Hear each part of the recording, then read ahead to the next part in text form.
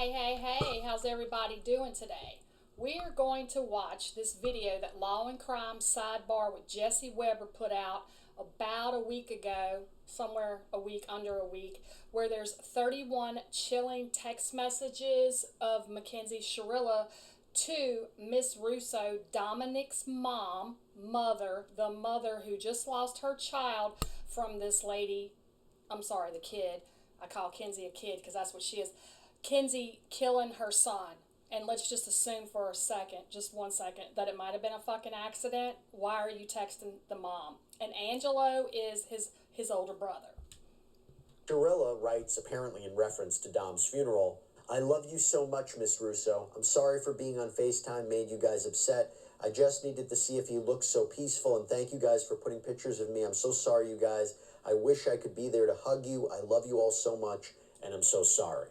"I'm so sorry, Miss Russo. I love you all so much. I'm so sorry that this happened. I miss him so much. I wish I could be there for you guys. I will always be here for you, and when I'm out of the hospital, I can take care of you whenever you need." And then she talks about what she wants to put in his coffin. "I tried to ask Angelo, but would you be able to go in Dom's room and go into his bedroom and on his back desk and grab some stuff to put in his coffin? I just wanted to be with him." Angelo is Dom's older brother. And she seemed to be very aware that she needed to be careful and not cross any lines with this family, because look at this message from August 9th. "Just let me know if you want me to stop bothering you. I will always be here when you're ready to talk." And remember, Perfect tactic to try to make the mother try to feel bad. I'm seeing this as classic manipulation. This is just my opinion and my opinion only. She's trying to manipulate his mother, Dom's mother, and Dom's mother said the reason why she never got into the fights or arguments, or she tried to always stay neutral, is because she knew they were always going to break up and get back together, and she didn't want to ruin a relationship with her son.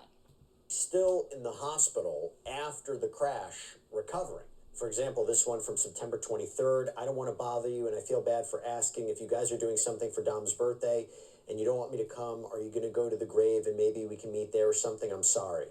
And it goes into October, again, a month before her arrest. I was not aware of, everybody kept saying tone deaf, her parents are tone deaf, until I just kept watching this show. So, tone deaf is where they're living in a box, man. They got this fantasy world going on. They're not reading the room. They're not reading what's going on around them. They're not aware of any of their surroundings. You have to understand, Kenzie just unalived her son. And assuming it would have been an accident, which it wasn't, she doesn't want to talk to you. She doesn't want to hear from you, and neither does his big brother Angelo. Okay? And common sense, you don't need no degree for this, but nobody fucking passes out and hits a building 100 miles an hour on his side. So you're already looking at an accident that's probably never ever happened in the world. If you go ahead and look that shit up, I'm pretty sure you're going to find it. So this was not an accident. By no means was anything about this shit normal. But assuming it would be, I'm a mother. If you would have done that to my son, I don't want to fucking talk to you. My daughter, his sister, we don't want to fucking talk to you. Assuming it would have been like a normal kind of a wreck thing or whatever, intoxicated, collision with another vehicle, some stupid shit like that, which is not stupid, but we don't want to talk to you. You're the reason why he's not here no more. He's still reaching out. And a big theme is, why do people hate her? If you don't hate me, I don't understand why they all hate me. And after there's an exchange about Instagram, again, maybe Dom's mother, Mackenzie writes back, "I know I could help you if you want to, but I was just telling you I don't understand why they hate me if you don't hate me. I'm really stressed out about people moving my things or making it look different than it was when Dom lived there," because I think they had been living together. "My top priority is just being able to go inside of that house and just be there for the day. It hurts that everybody but me is allowed in the house. It already hurts seeing all of his friends there at night spending time with you, but it hurts even worse seeing I'm the only one not allowed in his house that I spent the most time in. I just don't get why everybody has to hate me. It just makes me hate myself even more. I wish..." She's trying to manipulate her mom. I mean, Dom's mom. And also, once again, the tone deaf is sinking in where they're not paying attention. You're the reason why her son is not here anymore. What part of that don't you understand? There's common sense. The common sense boat fucking left the building, man. It's like that short school bus. It's just going by mom and dad. I realize my bun over here is kind of fucked up, but everybody would just not hate me. I really can't tell if you hate me or not. I feel like if you didn't hate me, you wouldn't let me come over or be there for you, or you would tell everybody that they shouldn't hate me, but I feel like you just don't like me, and I wish you would just tell me so I could stop bugging you. The response back is, this is all emotional. I can't tell anyone to do anything. I don't hate you. Gosh, I'm having a tough time with just not having my son. The response back from Shirrilla is, you can't tell them to, but you could tell them that you don't hate me, and it's hard for me to. I'm also having a tough time. He was the love of my life, and I spent my last 4 years every day with him pretty much. I just don't understand why I'm the only one not allowed inside of his house. I know he wouldn't want this. she is trying to manipulate her mom into doing exactly what she wants, just like she did with Dom. But if you listen to some of Natalie Shirrilla's interviews she had earlier this week with the JFK show, she's giving everybody space because everybody has the right to feel the way they feel. You know, that might have been the smartest thing the crazy lady's ever said. But the mom holding her composure like this, girl, I'm telling, bravo. I didn't just lose Dom, lost my whole other family, and that's you guys. Now, there were several times during the course of these communications where the conversation circles back to what exactly happened that night, and that Shirrilla claims she can't remember. For example, Shirrilla was asked, what made you start speeding? Shirrilla responds, I don't remember the accident. All I remember is turning on the street and then my vision fading into black. I wish I could remember it. Would make me feel a little bit better. So this is a message from Christine Russo, again, Dominic's mother, to Shirrilla. It says, I would do anything to have you both with me like before, but you need and you have to understand how one feels about this. Your driving killed my son, their brother, and their best friend. No one has any answers about why this accident occurred and why you drove directly into a building which resulted in 2 young men dying. It was not an ordinary car accident. If it was, we would not be having this conversation. Shirrilla responds, I didn't know you felt that way. I hope you would know I would never do this on purpose. I needed him more than anybody on this earth. He was my everything. The response back. Again, she is talking to the victim's mother and tone deaf as fuck. And the mother's holding her composure. I believe she's holding her composure to attempt to try to figure out what really happened. Could she get Mackenzie to slip? But it looks like Mackenzie's not slipping because still 4 years later, she still don't know why she did what she did, but it was not an act. Wait, she was a driver of a tragedy. She was a driver of a tragedy. I believe that's what she had said. Don't quote me on that, just my opinion only. Here is Christine Russo responding back. I was explaining to you why it's difficult for things to try to be normal as they never will be. It still never answers what happened that night. Shirrilla responds, I wish I could remember just as much as you want to know why. It kills me not being able to remember because if I could help, I would. I wasn't asking for life to be normal. It's never going to be the same for me either. And then I got to read you this one where Shirrilla responds, I did not do this on purpose. If I knew any of this would happen, I would have made sure it was me that died. I would think you would understand, but good to know that you think it's all my fault. I do understand that nothing is ever going to be the same. We're in the same boat. We both lost extremely important people to us. Then there's another part that says, everybody's life is hell.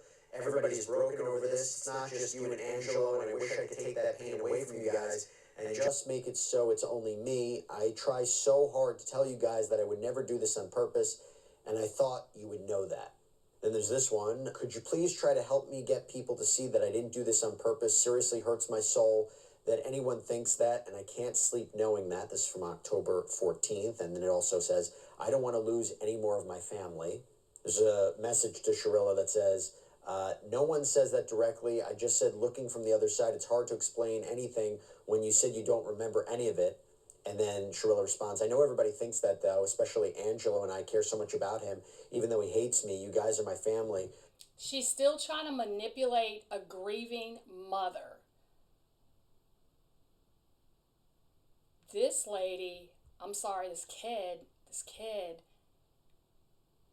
and her mom, because we're still going to listen to some more jailhouse calls, they're a piece of work, because this is not the conversations that Natalie and her daughter, the spawn of the devil, and that is my opinion only, although the common sense tells me for sure, she cares about herself and what everybody thinks. That's all the fuck she cares about is herself and what everybody thinks. And it's to my understanding that at this time, Dominic's dad and sister, Christine Russo, not the mom, but the sister, were still believing that she was innocent because they weren't aware of all these other things like the mom was, because the mom's house was right next door to Dom's house, which was also her house. So Dom lived with her, and then also the house next to her was hers, and then that's where he had a studio at. So there was more interactions here. So the mom and the dad were at odds for a while until they found out the truth, from what I'm understanding. I've just been having a rough couple days. I'm trying really hard to talk to everybody. There's this one. Can we please just try to fix this? All I know is it's never going to be the same, but I want to be able to come spend time with you guys. I wish I could bring you guys closer or tell you what happened. If I could remember anything, I would tell you. Now, she's asked, what's the last thing you remember? I remember turning onto the street, and then my vision fades to black. It really kills me not being able to remember anything. I promise you I would tell you.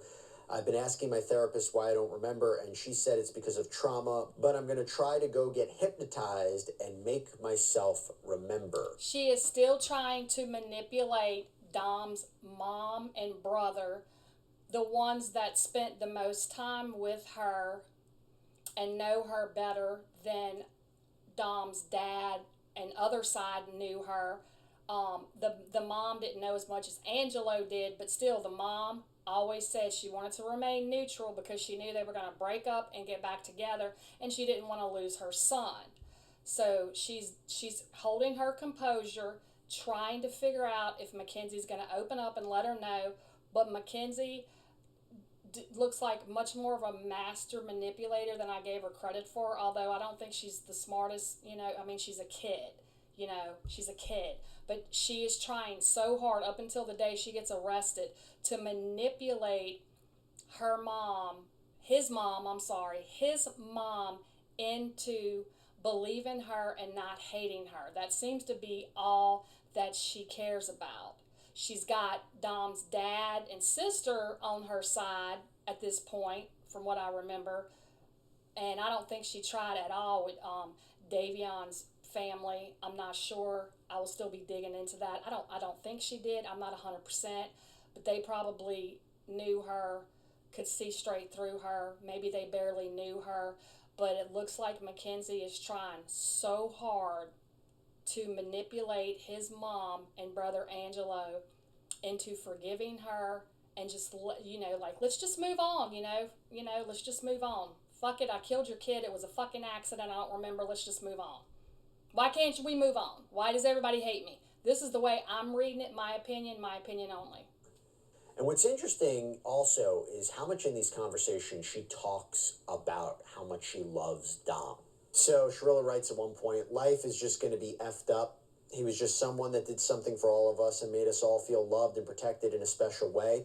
He had a really certain soul that was like no other. I've never met anybody that was like him, and he grew so much in our relationship, it just hurts. He was a mama's boy. He would literally be there for you no matter what. I bet she hated the fact that he was a mama's boy, because she seemed like she was controlling as fuck. And then there's this one. Our relationship was getting so real. Like I felt like we were going to get married soon, and it's just so bleeped. Now, speaking of text messages, the text messages between Shirrilla and Dominic are included in investigative paperwork, and I just want to take a look. And they tell a completely different story. Focus on a conversation that happened just 4 weeks before Dom's death. So this looks like he was trying to end things, even writing, there isn't very much time on Earth. Quote, Kenzie, you know I love you, but I don't think we should be together at this point. There isn't very much time on earth, you know. I'd like to think we could stop fighting, but it's a breakup fight every week. Neither of us deserve that. I don't want to fight all the time. I know you don't either. Anyone who's around anyone every day of the week is bound to fight. If we can't separate for a little, then we're only going to fight more. I don't want you to think I'm abandoning you. I wish it could work, but I don't. She's got him so manipulated. If you listen to the audio of Angelo Russo and his mom Christine Russo out there, Dom was very heartless. He was very kind, very generous, and every time he tried to break up with her, she would threaten to, you know, do that, and if she couldn't have him, nobody could. So he was so caring that he wanted to reassure her that he was not abandoning her. They could just be friends. I mean, she had him on that invisible puppet string, which is why it's so hard for most people to understand why Dom stayed in that relationship, and perhaps why his mom stayed neutral. But until you're actually in a relationship like that, it's very hard to see invisible puppet strings, because guess what? They're invisible. She was such a good manipulator. In my opinion, she's definitely got a lot of narcissism in her. She's looks like a psychopath, a sociopath, and borderline personality disorder. I'm not a psychologist, but these are just things that I see from living in a 20-year, very similar relationship like this. And I've been out of it for 10 years, walls up, I won't even date. But at least I'm still alive and he's still alive. And that's what counts. And you really don't think shit like that's going to happen.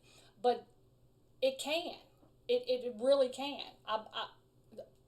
I'm just saying, it's hard for anyone to understand who's never been in a relationship like this. He had an she had him. He was her puppet, and that's hard for anyone to see.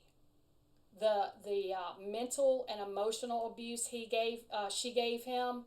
That's what's hard to see. Like, if she was physically abusive, you can see that, but the emotional, you can't see it. Anyway, you guys, I'm going to go ahead and sum this up for now. It's about 21 minutes long. If you want to see it, I'm going to link it in the description below. Law and Crime Sidebar with Jesse Weber. There's 31 chillin' Mackenzie Shirrilla text messages. He put it out within about a week ago. So go over there and check it out. Please don't forget to like, subscribe, and share. Everyone have a great week.